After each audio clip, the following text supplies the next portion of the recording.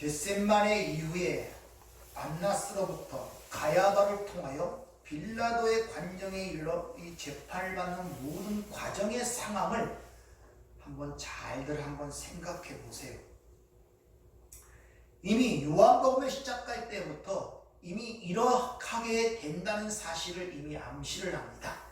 빛이 어둠을 비추되 어둠이 깨닫지 못하더라. 세상이 그로 말미암아 지은 바 되었을 때 그가 세상에 계셨음에도 불구하고 세상이 그를 알지 못하더라. 심지어 자기 땅에 오매 자기 백성이 영접지 아니하였더라. 이렇게 이미 시작하는 것을 볼 수 있습니다.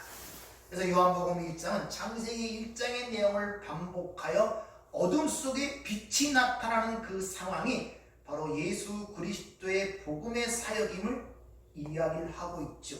그래서 혼인잔치로 시작되는 7가지의 이적이 요한복음 11장까지 기록이 되어 있습니다. 7가지. 이건 창세기 1장의 7 언약과 같은 내용을 함의하고 있습니다.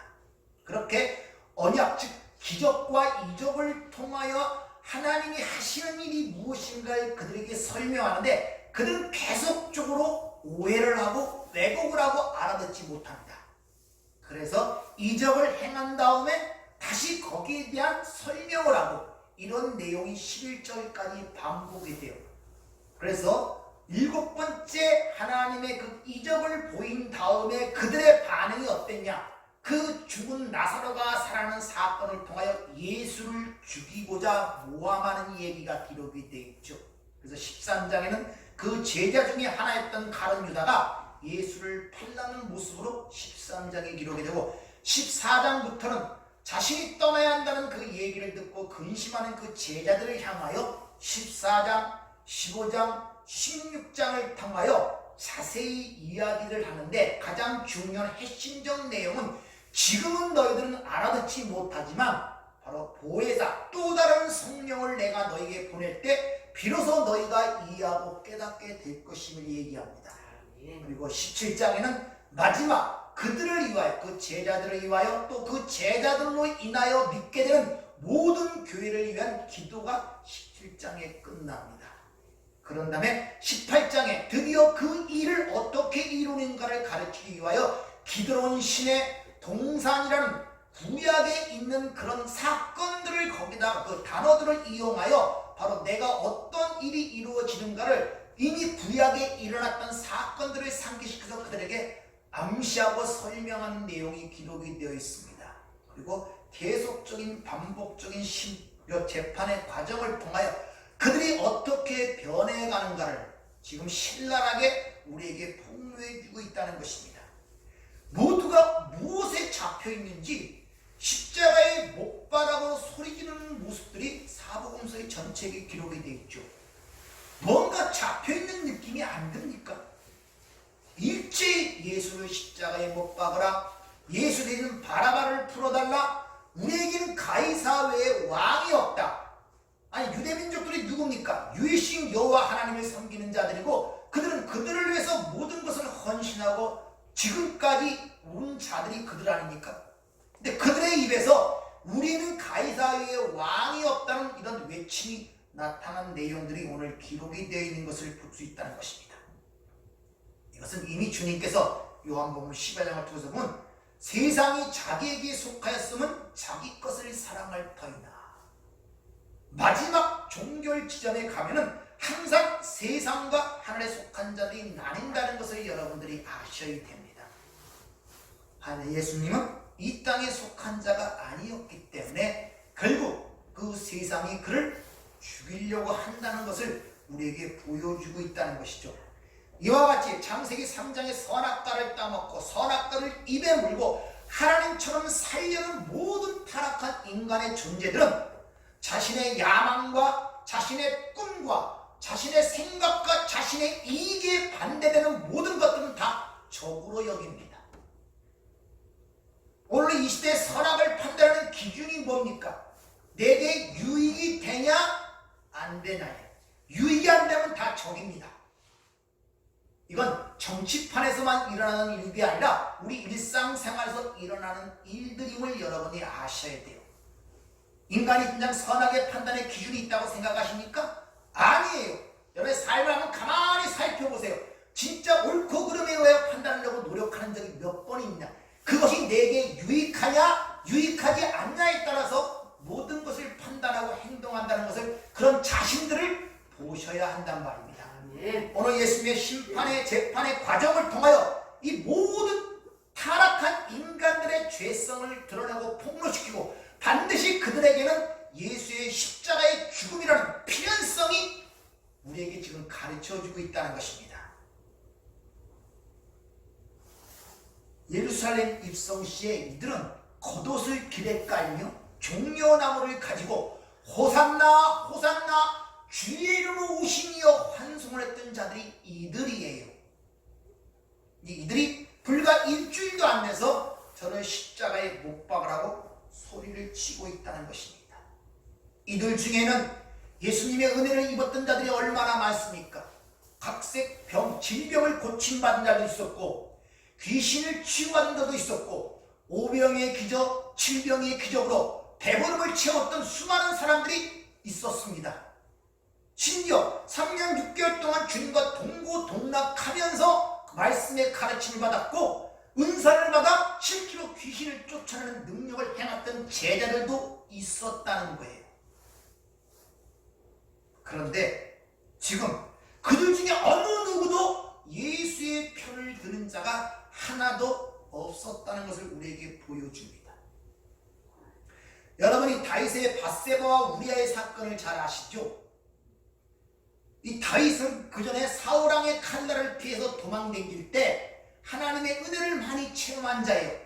그래서 여호와는 나의 방패시요 요새시요 구원의 뿌리시요 나의 의지시요 나의 산성이시요, 시편에 그런 말씀들이 많이 기록이 되어 있죠. 그렇게 은혜를 체험하고 하나님 자신의 연약함을 통하여 하나님의 능력을 체험한 다윗도 밧세바와 우리아의 사건을 당한단 말입니다. 그리고 그 일을 행한 지 1년이 지날 동안 그것이 무언가를 자기도 알지 못했어요.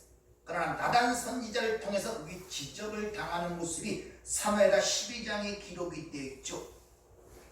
하나님께서는 그를 이스라엘 왕으로 등극하기 직전에 그가 진정 깨달아야 했을 것이 무엇인가를, 그 사건을 일으킴을 통해서 다윗에게 가르쳐주는 내용이란 말입니다. 나는 너의 산성이시오 방패시오 도움이시오 용모 모든 것 다 맞다. 그러나 진정 네가 깨달아야 할 것은 그게 아니라는 것입니다. 나단 선지자의 지적을 통해서 이 다윗이 진정 깨달은 그 고백이 시편 51편에 기록되어 있는데, 거기에 보면은 하나님이여 주의 인자를 내게 따라 은혜를 베푸시며 주의 많은 긍휼을 따라 내 죄악을 지어주소서. 나의 죄악을 맑게 씻으시며 나의 죄를 깨끗하게 하시옵소서. 내가 죄악 중에 잉태되었고 죄 중에 출생되었나이다. 자기의 본질을 깨닫게 된 거예요. 아멘. 자기의 본질. 아멘. 난 하나님에 의하여 깨끗함을 받지 못하면 나는 저주받은 그런 걸 깨달아야 했단 말입니다. 내가 어떤 은혜를 받았느냐, 어떤 능력을 행하느냐, 어떤 도심을 받았느냐, 아무런 그게 문제가 되지 않는다니까요. 내 실체를 깨달아야 돼요. 아멘. 다시 그걸 깨닫게 하기 위해서 하나님께서 밧세바와 우리아의 사건을 그에게 허락한 것입니다. 왜? 그래야 이런 절절한 고백이 나오기 때문에 나에게는 메시아 예수의 십자가의 피가 필요합니다 라는 고백이 나올 수 있기 때문에.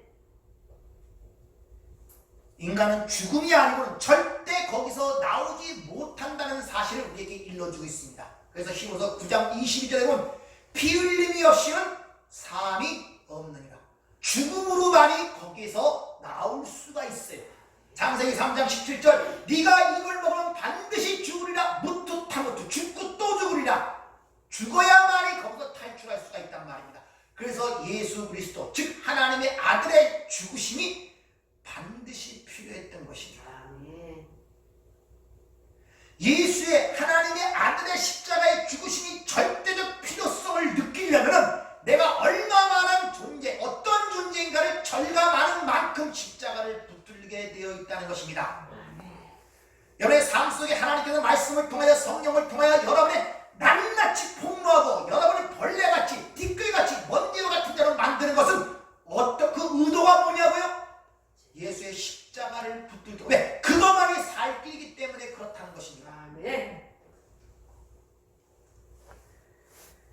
그 당시 그 관중들 속에 유대인의 지도자의 위치에 있던 대제사장들과 바리새인과 서기관들, 이들은 유대인의 지도자들이, 비록 그 당시에 그 이스라엘 민족들이 로마 식민지 하에 있었지만 이 유대 지도자들은 모든 특권과 권세를 누리고 있던 자들입니다.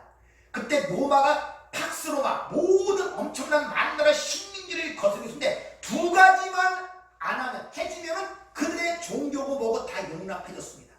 세금만 잘 내고 반란만 안 일으키면 그나들이 믿는 어떤 종교라든지 정치라든지 그런 걸 다 인정해주는 시대예요.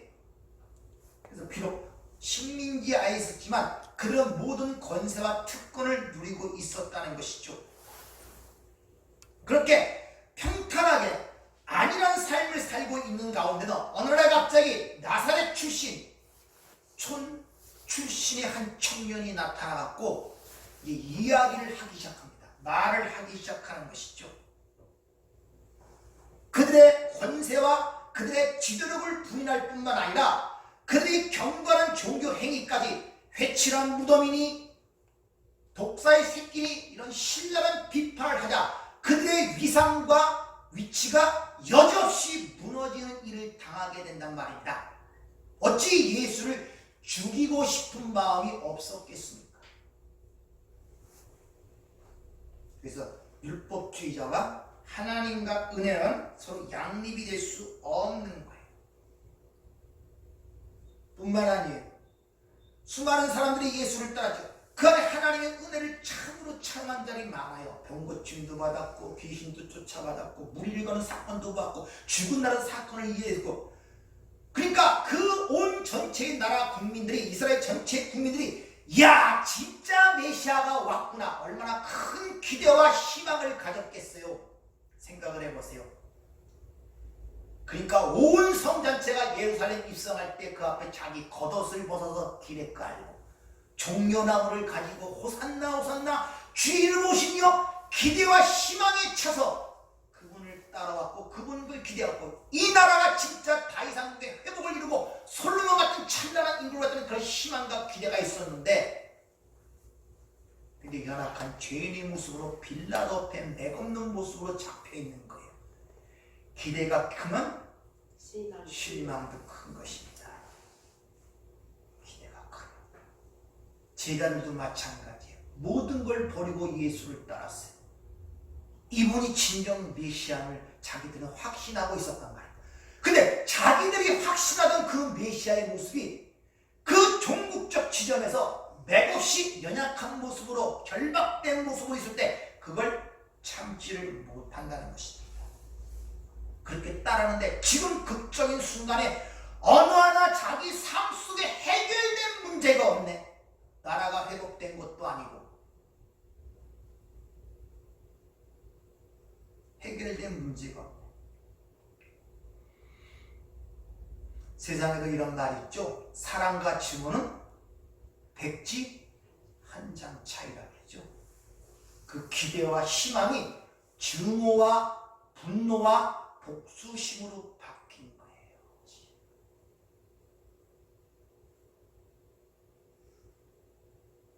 혹시 여러분 여기까지 그런 기대를 갖고 따라오신 거 아십니까?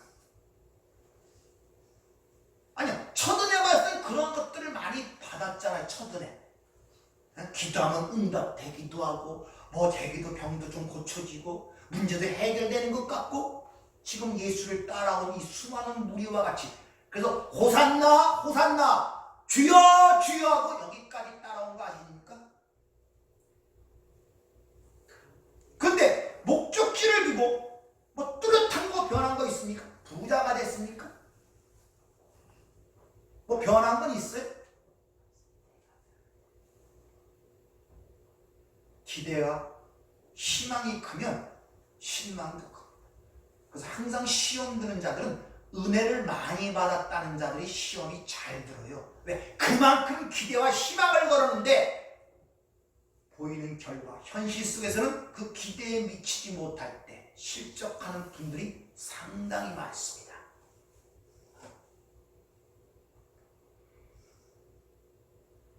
그래서 여러분 삶 속에 신앙생활이 굴곡이 많은 거예요. 그래야 연단이 되기 때문에.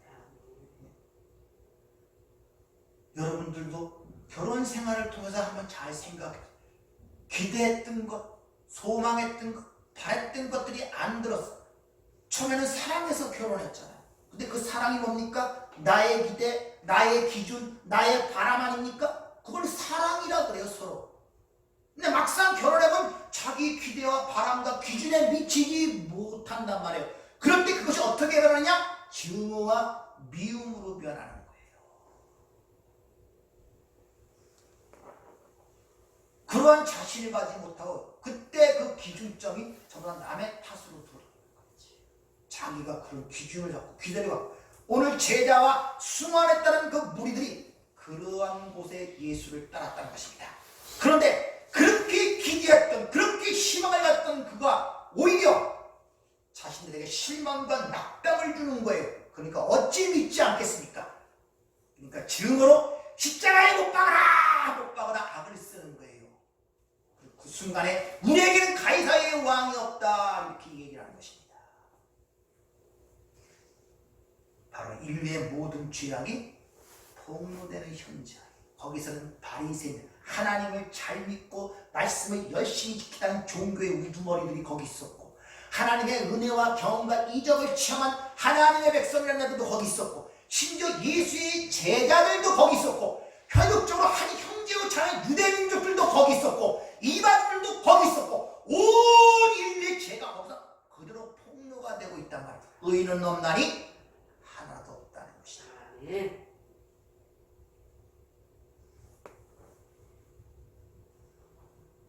그 가운데 우리도 같이 있는 거예요. 그래서 여러분 하는 신앙 고백 중에 빌라도에게 죽임을 당했다고 그러죠. 그래서 여러분 빌라도만 미워하죠.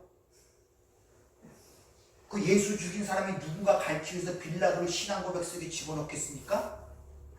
빌라도가 그걸 기억하란 말이에요. 그걸 내가 빌라도였다면 빌라도의 야망과 비겁함 때문에 예수를 십자가에 죽은 것처럼 여전히 그 예수를 죽인 그 비겁함과 시기와 자존심과 그것이 우리 안에 지금도 있다니까요. 그 죽인 그것이 내 안에도 있단 말입니다. 그걸 인식하기 위해서 바로 빌라도가 예수를 죽였다는 내용이 신앙 고백 속에 들어간 거예요. 진짜 누가 죽였느냐 그건 중요한 것이 아니에요. 그걸 통해서 내 얘기가 내 고백이 되어야 여러분이 진정한 신앙의 진보를 가지고 있다는 걸 여러분이 잘 아셔야 됩니다. 아멘. 오늘 본문 말씀 앞절에 8절에 보면 빌라도가 이 말을 듣고 더욱 두려워한다는 그런 내용이 거기에 기록이 되어 있죠. 유대인들로부터 하나님의 아들이라는 말을 들으니까 뭔가 좀 찔린 모양이다. 여기는 기록되어 있지만 다른 복음서에 보면 그 아내가 밤에 꿈을 꾸고 그 꿈에 의하여 이야기해 줍니다. 그 사람과 상관하지 말라. 그런 얘기를 들었을 터예요. 그러니까 뭔가 좀 마음에 찝찝한 구석이 있었는지 너는 어디로부터 왔느냐 이렇게 묻는 질문. 유일하게 올바른 질문을 한 가지를 합니다. 너는 어디로부터 왔느냐. 단순히 고향을 묻는 질문이 아니라 헤롯에게 보낼 때 이미 이 사람은 갈릴리 출신인 줄 알고 있었어요. 그래서 네 출신이 어디 있는가를 묻는 게 아니라 거기에는 바로 진리에 대한 어떤 약간의 빛을 갖고 묻고 있다는 것입니다. 그런데 거기에 진정한 관심이 있어야 되는데 이렇게 잠깐 빛이 반짝하는 순간에 그냥 가버려요. 여러분 삶 속에 하나님께서 성령이 계시다면 항상 어떤 감동과 감화를 주시고 가르쳐 주시는데 그게 빛과 같아요. 반짝하고 가버려요. 그걸 붙잡지 못하면 사라져버려요. 관심이 없기 때문에 그래요. 그걸 붙잡아야 돼요. 아멘. 근데 세상은 진리에 관심이 없습니다. 다시 이 알렉데이라는 이 헬라어 진리라는 이 단어는 원래 헬라어에서는 현실이란 말이 없고 진리가 현실이에요. 그러니까 우리가 현실하죠. 그게 진리란 말입니다. 우리 근데 가짜 현실을 자꾸 진짜 현실로 보는 것, 이게 거짓이란 말입니다. 그러니까 진리라는 것은 우리의 진짜 현실이란 말이에요. 여러분이 현실이라고 보는 것은 현실이 아니라 그건 가짜란 말입니다. 모형, 그림자란 말입니다.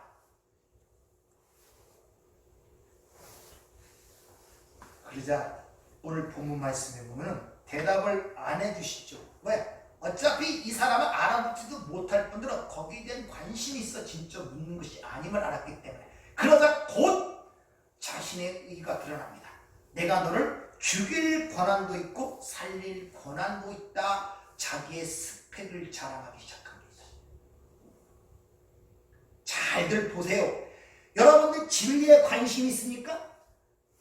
아니죠. 현재 삶 속에 내 스펙에 관심이 있어요. 얼마나 소유했느냐, 얼마나 행복하냐, 얼마나 가치 있는 걸 내가 갖고 있느냐, 얼마나 잘 사느냐, 얼마나 편하고 행복한 삶을 사느냐, 거기에만 관심이 있잖아요.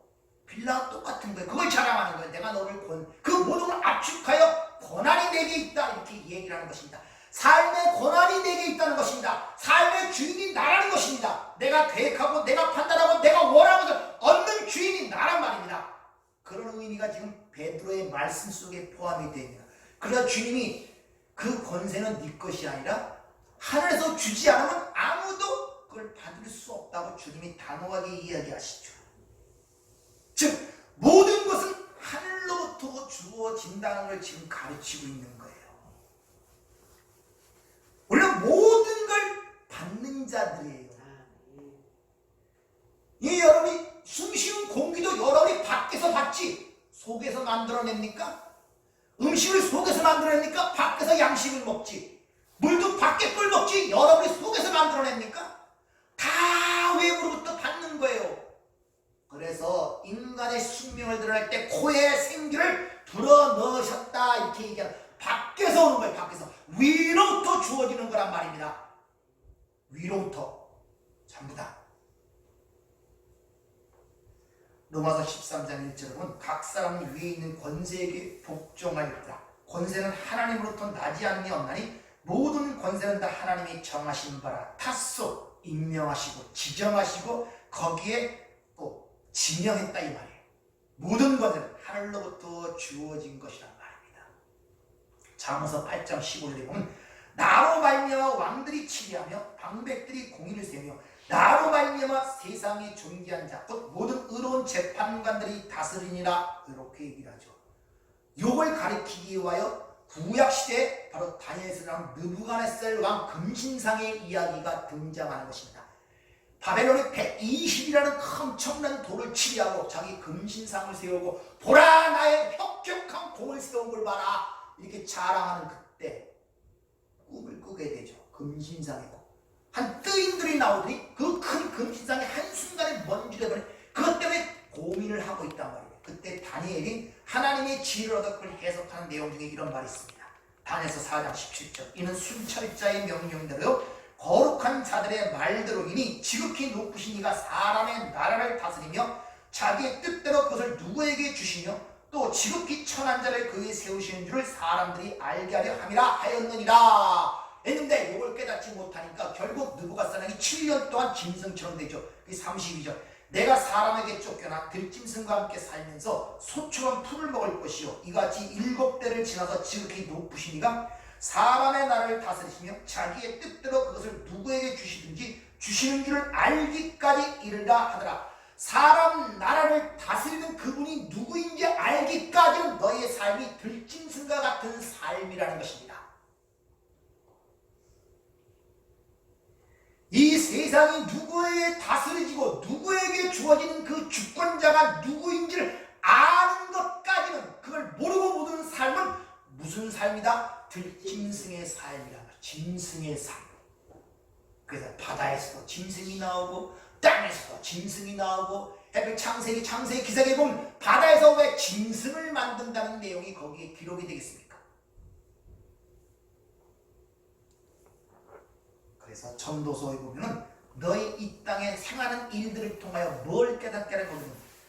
전도서 3장 18절 내가 마음속으로 이르기를 인생들의 일에 대하여 하나님이 그들을 시험하시리니 그들이 자기와 짐승과 다름없는 줄을 깨닫게 하려 하심이라 하였노라. 인생이 당하는 일도 짐승도 당하나니 그들이 당하는 일이 일반이라. 다 동일한 호흡이 있어 짐승이 죽음같이 사람도 죽으니 사람이 짐승보다 뛰어남이 없으니 모든 것이 헛되도다. 이것이 가장 지혜롭고 가장 부유한 삶을 살았던 솔로몬의 살아본 결과를 지은 것이 전도서란 말입니다.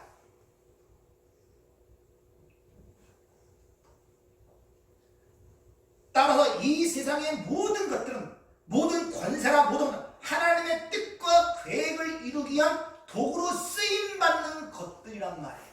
그래서 로마서 9장에 보면 바로도 하나님이 세웠다고 그러죠. 왜? 그를 통하여 내 능력을 드러내기 위해서.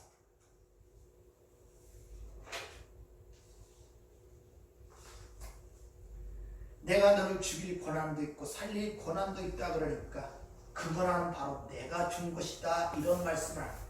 이미 요한복음 앞에 15장에서 보면 선한 목자입을 줘서 말씀하시죠. 나의 목숨을 빼앗는 자가 있는 것이 아니라 스스로 버리노라. 이 빌라도는 6년 후에 총독으로부터 해임되고 칼리큘라 대황제 때 자살을 합니다. 그래서 그의 권사는 종말을 맞게 되죠. 바로 이 빌라도가 우리의 모습이란 말입니다. 그래서 빌라도를 고백할 때마다 예수를 죽인 놈이지만 내가 예수를 죽였다는 것을 아셔야 돼요. 나의 비겁함과 나의 야망과 나의 자존심 때문에 내가 예수를 십자가에 못 박았구나. 그걸 기억시키기 위해 사도신경에 빌라도의 이름이 거기에 들어가 있는 것입니다. 모든 원인을 제공하는 것이 나란 말입니다. 자꾸 내가 2000년 전에 거기 없었는데, 그것이 아니라 그때 그 당시에 있었던 사람들의 모든 죄성이 똑같이 갖고 있단 말이에요. 자꾸 겉으로 보는 걸 자꾸 보지 마세요. 그들이 갖고 있던 야망, 그들이 갖고 있던 시기, 그들이 갖고 있던 자존심, 그들이 갖고 있던 나만을 위한 이 유익, 그 똑같은 거 갖고 있잖아요. 지금요.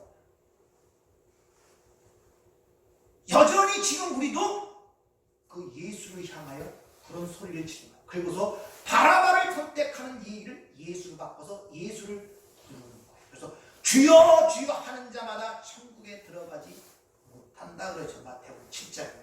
아버지 뜻대로 행하는 자에 들어간다 그러죠. 내가 주 이름으로 선지자 노릇도 하고 뭐도 하고 이 불법을 행한 자들아 나를 떠나라 그러죠. 그 우리는 가이사 외에 왕이 없다는 그런 삶을 살고 있지 않는가를 여러분의 삶을 돌이켜봐야 돼요. 그 가이사는 그 당시에 로마 황제를 지칭하는 것이기도 하지만 그 가이사란 말 속에 나의 야망과 욕망에 투영된 이름이 가이사란 말입니다.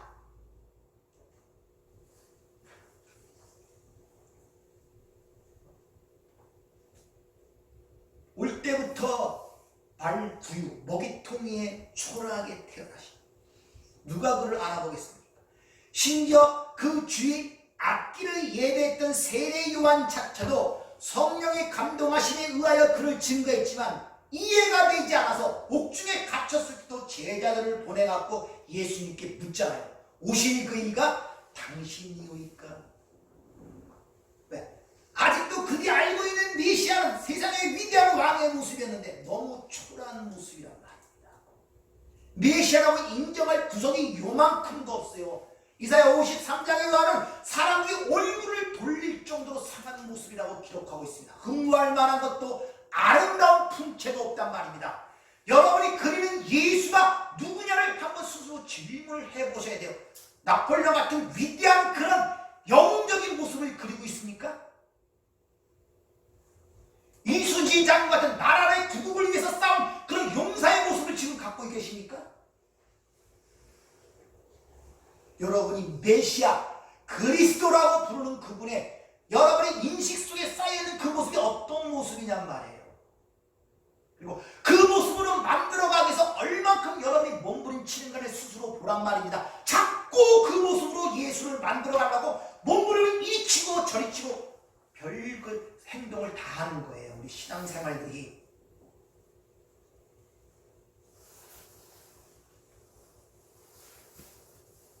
따라서 하나님에 의하여 믿음이 주어진 자만이, 진리가 그 안에 소유된 자만이 그분을 알아보고 그 세상에서 빠져나와 세상에서 뒤돌아보지 않는 그 십자가 밑에 무릎을 꿇고 내가 죄인으로소이다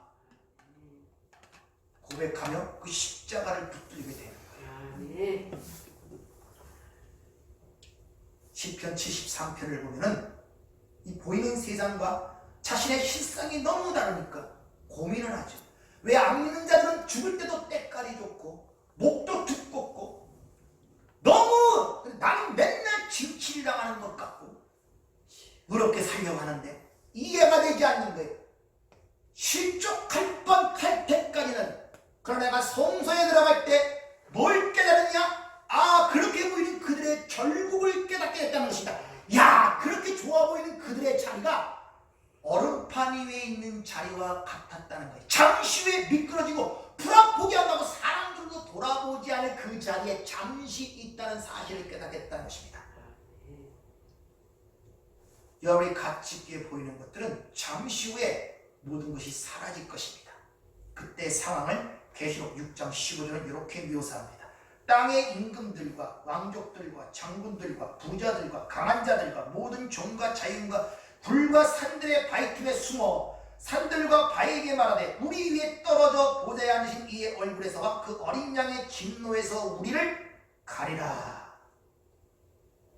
지난주에 말씀드린 것처럼 장터의 아이들의 그 초청놀이에 여러분 귀를 기울이시면 안 된단 말이에요. 네? 여러분들은 예수라는 그 하나님의 아들에 의하여 죄 사함을 받고 그 안에 성령이 내주하심으로 진리의 영을 가진 자로서 이제 진정한 가치가 무엇인가를 분별할 줄 아는 자들이 됐잖아요.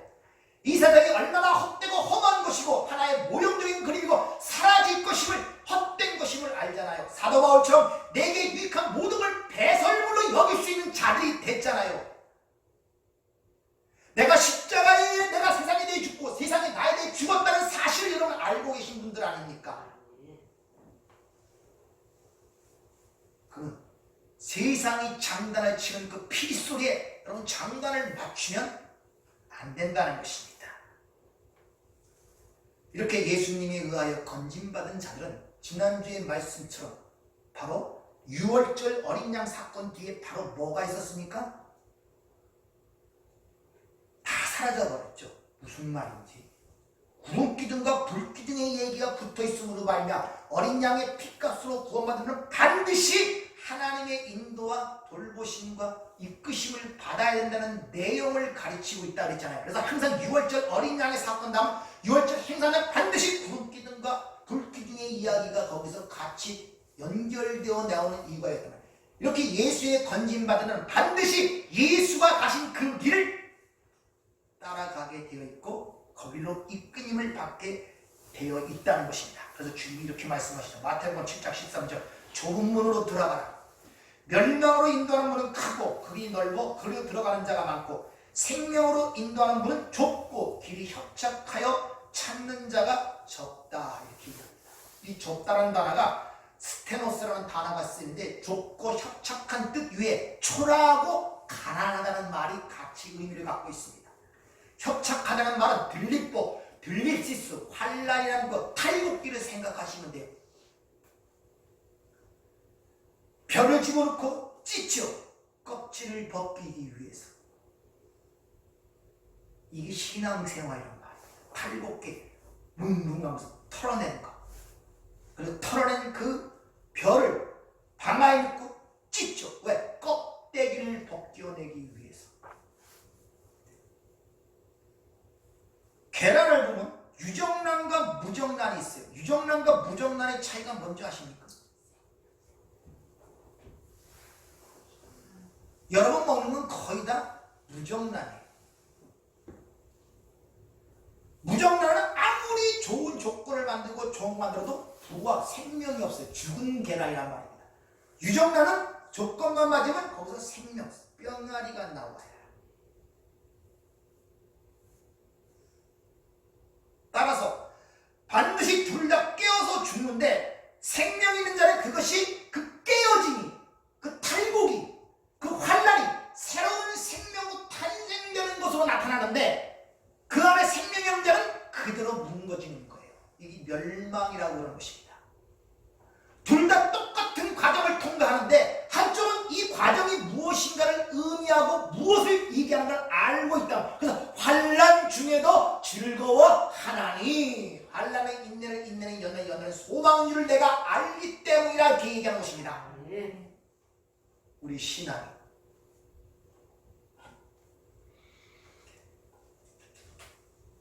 그러니까 환상적인 생각들을 버리셔야 돼요. 예수 믿고 뭐 환상적인 얘기들 잘 되고 뭐 이거 되고 뭐 해 되고 뭐 해 되고 이 전부 다 무당 짓거리 하는 것들이 전부 다 그런 얘기들은 무당들도 가서 잘해줘요.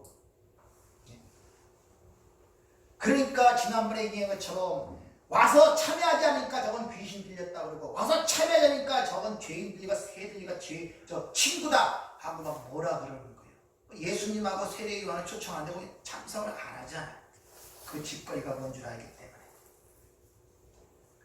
누가복음 15장에 보면 구하여도 들어가지 못하는 자가 많다. 찾아도 들어가지 못하고 구하여도 들어가지 못한다. 우리 힘으로는 불가능하다. 그래서 요한복음 16장에 보면 제자들이 심히 근심하니까 얘들아 내가 너에게 실상을 말하노니 내가 가는 것이 너에게 유익한 거야. 왜? 내가 가야 보혜사 성령을 보내. 내가 너와 연합되어 그리로 들어갈 수 있기 때문에. 아멘. 그래서 실상을 얘기해. 예루살렘 그 여인들을 보고 나를 위해 울지 마. 너희 자녀들을 위해 울라고 그러죠.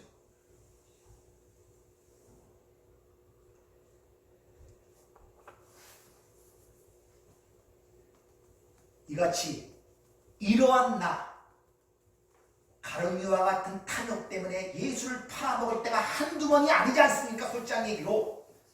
예? 여러분의 욕심 때문에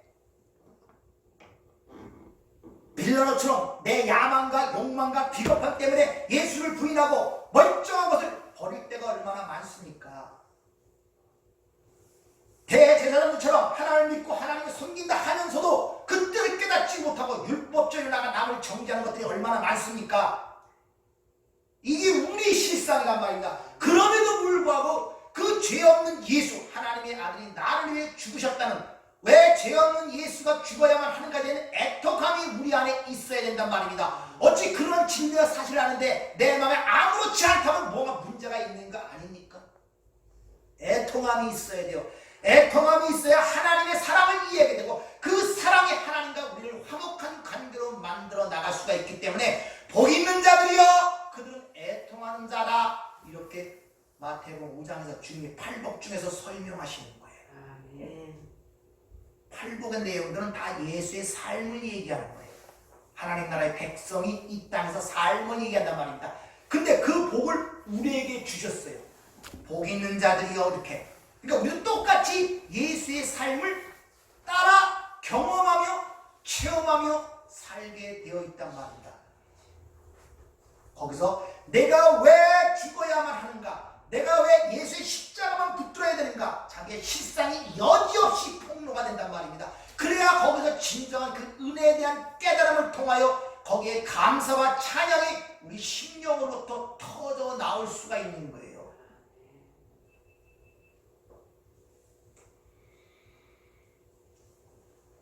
따라서 우리는 하나님과 화목하기 위해서는 죄에 대한 확실한 자각과 동시에 십자가의 필연성을 깨닫게 될 때 우리는 그 은혜의 십자가 밑에 내가 그 십자가를 붙들고 나의 것을 버릴 뿐만 아니라 이 세상을 헛된 것으로 여기고 자기가 유익한 모든 것들을 배설물로 여긴다는 사도바울 같은 그런 인생, 그런 삶을 우리가 살아갈 수 있는 것입니다.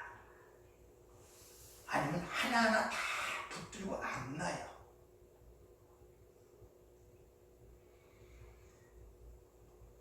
그래서 여러분 안에 성령을 주셔서 이 성령이 여러분 안에 죄에 대하여, 의에 대하여, 심판에 대해 폭로, 엘랭코 할 때 거기에 대해서 그 폭로가 될 때마다 부인하는 것이 아니라 자기의 무능함과 불가능함을 철저하게 깨달아 예수님의 은혜가 없이는 내가 한시라도 존재할 수 없는 존재구나. 포도나무에 가지가 붙어 있지 않으면 말 수밖에 없는구나. 주님을 떠나서는 아무것도 할 수 없는구나 라는 깨닫게 되고 우리가 예수의 십자가만 붙드는 진정한 하나님의 백성이 될 수 있다는 사실을 여러분이 아시길 바랍니다. 네. 그럴 때만이 이 세상이 주는 거짓된 풍요와 가치와 힘을 우리가 버릴 수가 있는 것입니다.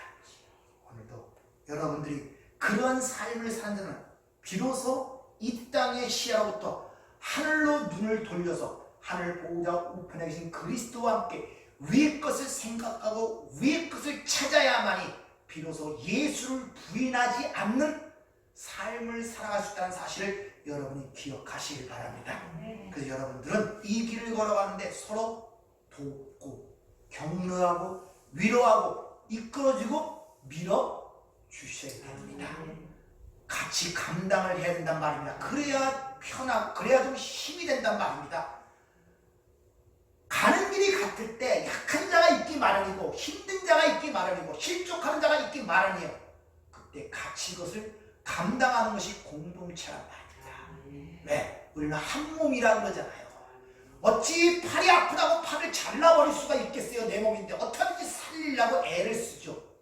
그러니까 서로 기도해주고 힘들고 어려울 때마다 기도의 제목을 내주고 이해해주고 관용해주고 받아주고 그 짐을 같이 짊어지는 저와 여러분이 되기를 주의로 부탁을 드립니다. 네. 기도하겠습니다.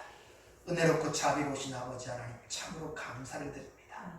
주님, 우리가 이 은혜를 얻었사오니 이 은혜를 누릴 뿐만 아니라 이 은혜를 나눠주는 진정한 신앙의 길을 걷도록 저희들을 축복하여 주시옵소서. 예수님 이름으로 기도하옵나이다. 아멘.